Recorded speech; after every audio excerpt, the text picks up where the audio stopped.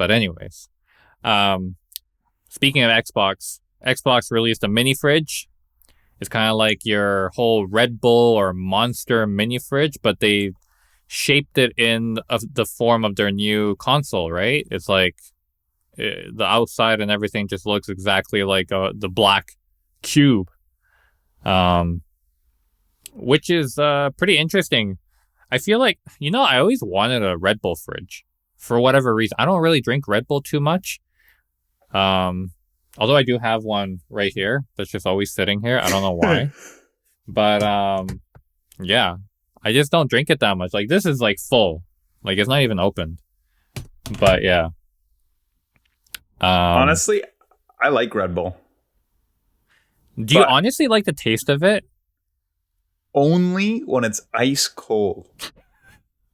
So yeah, that warm is just disgusting, man. Like, if it's ice cold, it's got this like really nice taste. Like, honestly, I actually do like it. Some people say it tastes like medicine. I don't think so. Like cough syrup. I think the aftertaste, maybe some people are saying it. I don't know, man. I like the taste, but I haven't had a Red Bull in so long. I've been trying to reduce my caffeine intake, so I haven't been having much things that have caffeine in it, and that has got a lot of it.